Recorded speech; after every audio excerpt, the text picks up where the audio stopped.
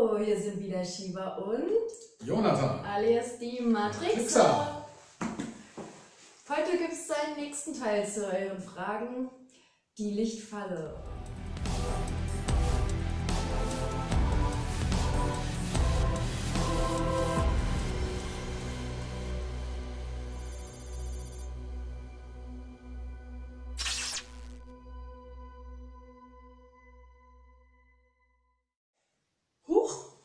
Realität gewechselt? Scheint. Na, machen wir mal weiter. Soll passieren.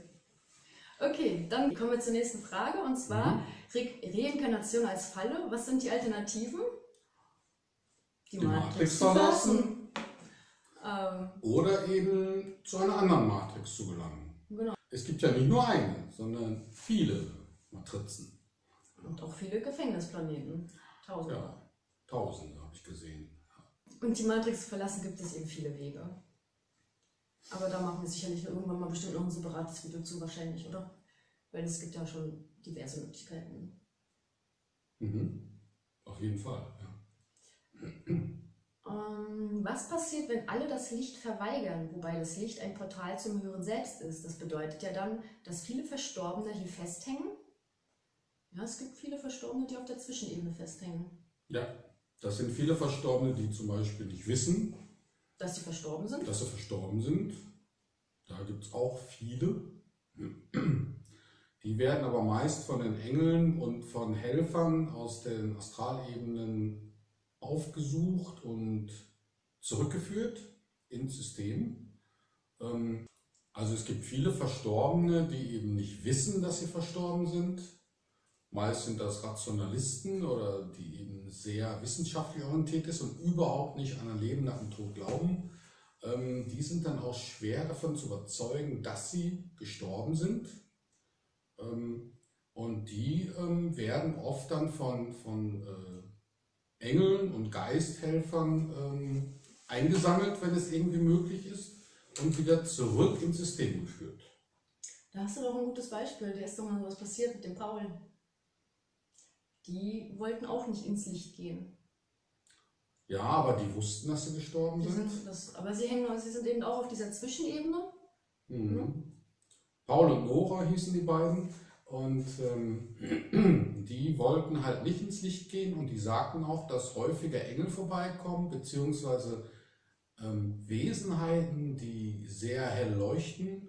Und die haben eben versucht, die beiden eben einzuladen ins Licht, aber die haben daran gezweifelt, ob sie es machen sollen und haben es dann nicht gemacht.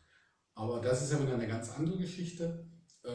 Eine Geschichte ist halt, wie erwähnt, dass es eben Verstorbene gibt, die nicht wissen, dass sie verstorben sind, und die werden dann meistens wieder eingesammelt. Und oftmals ist es auch sinnvoll, das zu tun. Also wir sagen ja auch nicht, dass die Matrix schlecht ist oder das ganze Matrix-System mit jenseits Engel und Lichtwesen, sagen wir ja nicht, sondern es ist eine Wahl, eine Entscheidung. Genau. Und vielleicht kann man auch gleich noch erzählen, warum es gut ist, die Seelen von der Zwischenebene wegzuholen, weil das käme auch noch als Frage. Weil es geht ja um den Aufstieg der Erde dabei und dafür ist es ja recht wichtig, dass man die Seelen aus dem Zwischenbereich rausholt. Denn der ist ja nicht, der ist ja noch nicht hochschwingend, der ist ja gerade über der 3D-Ebene.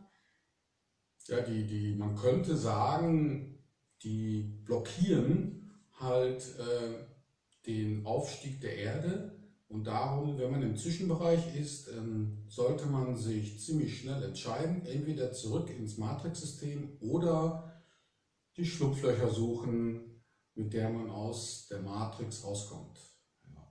Es ist ja alles selbst ausgesucht und keine Falle und man kann es nur selbst beenden. Ansonsten wäre ja das ganze Konzept der Erde eine Falle und kein hochintensives Lernsystem, oder? Ja, da streiten sich die Geister, würde ich sagen. Die anderen halten es als Lernsystem. Die Frage ist nur, was sollen wir denn als vollkommene Wesen lernen? Denn wir sind ja schon ganz und wir waren ja auch schon vollkommen. Wir sind eigentlich hier nur, um zu spielen, oder? Ich meine, und selbst wenn es darum ginge zu lernen, wir haben ja eigentlich alle Erfahrungen schon gleichzeitig gemacht, weil alles gleichzeitig existiert. Von daher Ja, als wir uns vom Urschöpfer abgelöst haben, waren wir perfekt? Oder sollte man sagen, der Urschöpfer war unperfekt? Und die Seelen, die sich davon abgespalten haben, waren auch nicht perfekt?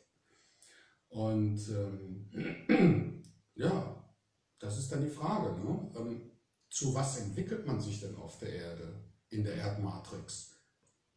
Eigentlich ja nur zurück zu dem, was man eigentlich schon wirklich immer war. Richtig, das heißt also, wir sind perfekt hier hingekommen, haben unsere Erinnerung an der Pforte abgegeben, um uns zu entwickeln, um zu lernen.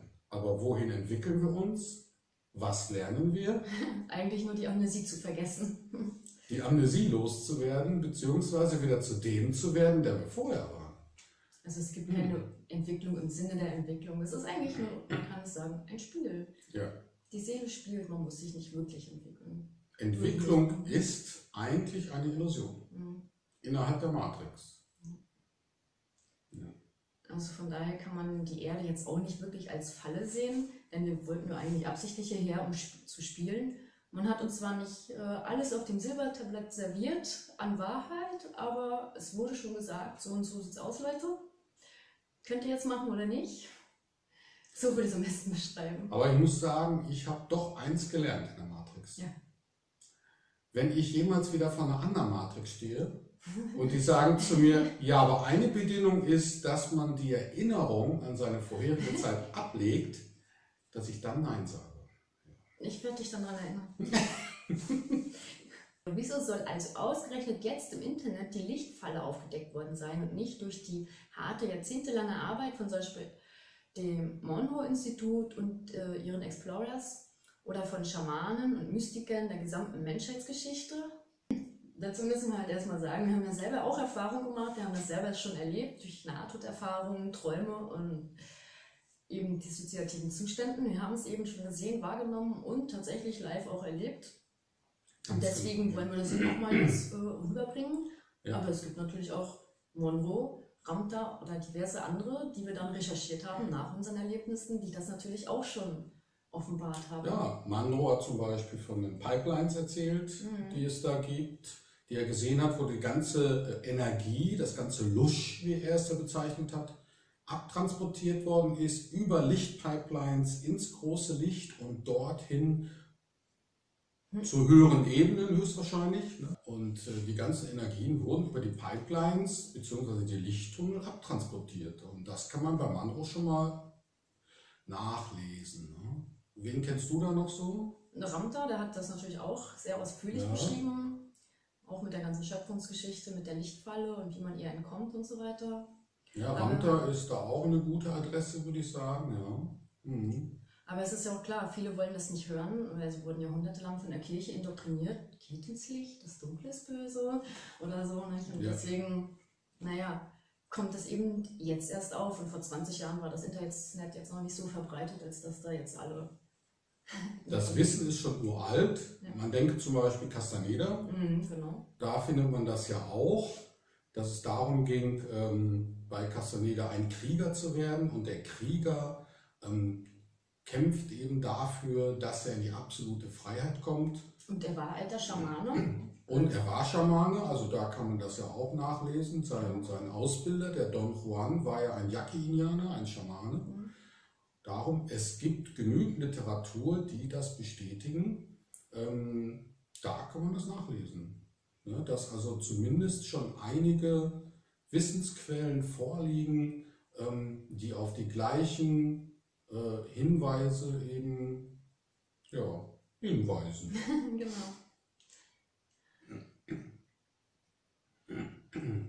Dann hätten wir die nächste Frage. Das hört sich ja so einfach an. Das heißt, man muss nur sterben und in die Schwärze gehen, um der Matrix zu entfliehen. Ich glaube, das hatten wir im ersten Teil schon mal irgendwie teilweise beantwortet. Und zwar, theoretisch ist es einfach, praktisch natürlich nicht so, weil du musst dich schon an dein wahres Selbst erinnern, du musst wissen, wer du wirklich bist. Du musst auch beim Sterben bewusst genug bleiben, einfach auch, dass du weißt, du bist tot und du kannst dich dann entscheiden. Ja, zumindest bewusst genug bleiben bei dem Sterbevorgang, dass man also möglichst bewusst wechselt. Ob es ausreicht, in die Schwärze einfach zu gehen, also ich würde sagen ja. Das Problem ist eben die Verführung des Lichts. Die ist eben sehr intensiv und sehr stark und es fühlt sich auch wundervoll an, das Licht, ne? Mit seiner Ausstrahlung. Und ich würde schon sagen, da muss man schon sich selbst überzeugen, den Prozess ins Licht zu gehen, erst einmal aufzuhalten. Genau, ich habe auch mal hochdimensionale Anteile von uns getroffen, die waren so wundervoll und voll Licht und ich habe die umarmt und es fühlt sich einfach nur an wie Erlösung praktisch. Also es ist schön. Ja, das bestreitet ja keiner. Es geht ja hier auch um die dualistische Matrix. Und da gibt es natürlich das helle Licht, die Lichtwesen und natürlich Dunkelwesen. Und wenn man natürlich so ein wundervolles Lichtwesen vor sich stehen sieht, das ist natürlich höchst beeindruckend. Ja, höchst beeindruckend. Und dann steht da plötzlich einer und sagt, ja, geh mal in die Dunkelheit, damit du aus der Matrix rauskommst. Und da siehst du das schöne Licht und die Lichtwesen. Da fängt man schon an zu zweifeln. Ne? Und darum ist es nicht so einfach, dass man eben sagt, ja, tschüss Licht, ich gehe jetzt mal in die Dunkelheit. Da muss man sich schon zusammenreißen. Das ist gut gesagt. Soviel ich weiß, haben Monroe, Buhlmann und so weiter den Seelen geholfen, ins Licht zu kommen. Liegen die alle falsch? Nein, das haben wir aber, oder du hast es ja vorhin schon erklärt, dass die an der Zwischenebene sind und die da rausgeholt werden müssen, damit die Zwischenebene frei ist, damit die Erde irgendwann mal aufsteigen kann. So ist es. Die Erde will ja aufsteigen und je leerer die Zwischenebene ist, desto besser. Und wenn man dann natürlich dann 35.000 Verstorbene darin rumlaufen hat, die überhaupt nicht wissen, was Sache ist, was Plan ist, ja, dann bringt man die erstmal wieder ins Licht. Vielleicht sammeln die ja genug Infos irgendwann in einer anderen Inkarnation, dass sie eben schon einen Schritt weiter sind. Ja, Mann, das Problem ist ja da auch, dass sie halt recht niederfrequenter sind, die Verstorbenen, und eben auf die höhere oder mittlere Astralebene, die Mentalebene, also die Lichtebene gebracht werden müssen, damit die Erde frei ist, um eben durch die Zwischenebene aufzusteigen. So ist und dass es, die nicht halt durch diese ganzen Verstorbenen dort gehalten, blockiert wird, sage ich mal. Oder? Ja. Dann kommen wir zu der nächsten Frage. Hallo Matrixer, in meinen meisten Träumen bin ich eine Zauberin, auch in luzigen Träumen, wo ich den Körper verlasse. Kann man auf dieser Ebene nach dem Tod auch zaubern oder sich was herbeiwünschen, um sich gegen die TOS-Gesellen durchzusetzen? Ja, na klar, du bist Geist und du kannst dich unendlich groß machen, die alles herbeizaubern. Also im Grunde können sie dir nichts und sie können dich ja auch nicht zwingen, in der Matrix zu bleiben. Und wegen einer Seele werden die da jetzt auch keinen großen Aufstand machen, weil die Sache ist ja die, wenn du 1 Million auf dem Konto hast, macht dir nichts aus, wenn dir ein Euro fehlt oder so. Ja, eben. Klar, und die können halt einen nur bedrohen oder Angst machen oder so, dass man wieder zurückgeht oder in die Richtung geht, in der sie dich am liebsten sehen würden, aber töten können sie dich nicht nochmal. Töten können sie nicht mehr, du bist auch schon tot. Ja. Genau. Und dann geht die Frage noch weiter. Kann ich mich vielleicht größer machen? Genau, du kannst alles machen und alles dort sein, du bist ja Geist und kannst sie somit auch einschüchtern. Oder sie dich. Wie schaffe ich mich dort durchzusetzen und abzuhauen? Ja, genau so eben. Ja, und machen wir mal weiter mit den Fragen. Genau, und da hätten wir Haben wir noch eine? Ja, die nächste wäre: Und warum lassen wir es zu, dass ihr uns das mitteilt? Ist das nicht ein bisschen kontraproduktiv? Oder hat einer von denen Mitleid mit uns armen Menschen? Naja, da hatten wir schon darauf geantwortet, dass wir einfach nicht wichtig genug sind, als dass die Interesse hätten und wir auch gar nicht die Reichweite haben, um alle Menschen zu bekehren, nicht ins Licht zu gehen. Also ich glaube einfach, wir sind nicht wichtig genug. Also wenn wir mal 1 Million Abonnenten haben oder 2 Millionen oder 3 Millionen, dann wird es kritisch. Genau, dann haben wir die kritische Masse erreicht. Dann haben wir eine kritische Masse erreicht, bei der es dann uns vielleicht in den Kragen geht. Aber ich denke mal, die kleine Reichweite, die wir haben, das glaube ich nicht. Immerhin gibt es ja fast 8 Milliarden Menschen auf der Welt. Und wenn da mal 10, 20 aus dem System rausschlüpfen, wen kümmert's? Wie gesagt, wieder mit den Millionen und dem Euro. Ja. Stört keinen, wenn der Euro fehlt, hast du nur 1 Million auf dem Konto. Aber falls wir eines mysteriösen Todes sterben sollten, dann wisst ihr Bescheid. Die nächste Frage wäre, es soll in der 5D mehr Liebe herrschen und wir mehr Möglichkeiten haben. Ist dem nicht so? Doch. Doch, das ist so. Ja, natürlich hat man auf der Mentalebene viel mehr Möglichkeiten. Man ist viel freier natürlich als auf der 3-Ebene. Und natürlich ist dort alles sehr viel liebevoller und hochschwingender. Natürlich. Ja, sehr spannend, riesig, gigantisch, unendlicher Abenteuerspielplatz, kann man fast sagen. Genau. Ja. Also ist nicht schlechter zu sein, darum geht es nicht. Dort ist sehr viel Licht und auch viel, sehr viel Liebesschwingung. So ist es nicht. Und man ist eben frei.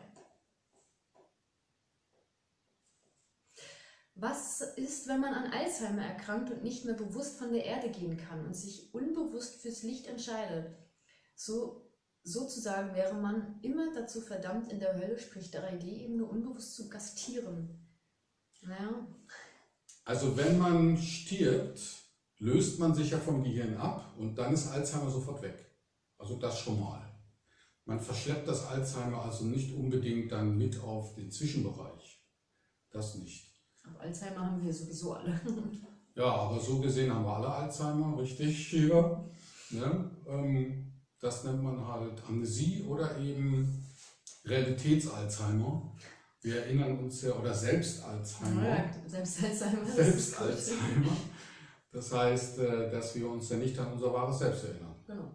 Ja. Und wenn wir nachts ins Träumen gehen und dort haben wir auch Alzheimer. Ne? Ja. Wir vergessen, dass wir uns gerade noch ins Bett gelegt haben und zack sind wir in irgendeinem Traum, laufen irgendwo in der Stadt rum oder sonst wo, treffen auf Leute, die wir da zu kennen scheinen und erinnern uns gar nicht daran, dass wir gerade noch im Bett gelegen haben. Und am nächsten Morgen erinnert man sich auch nicht immer daran, was man gerade geträumt hat. Also, nein. Ja. Total geschissen. So, die nächste Frage wäre, wenn ich es aus der Matrix rausschaffe, habe ich dann trotzdem die Möglichkeit, wieder reinzugehen, wenn ich will?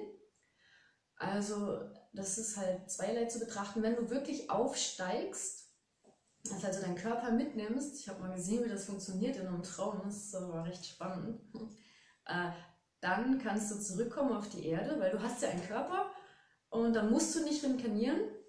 Und sobald du aber inkarnierst, musst du den Körper, bekommst eine Persönlichkeit und ein Ego, und das ist eben beim Aufsteigen nicht so.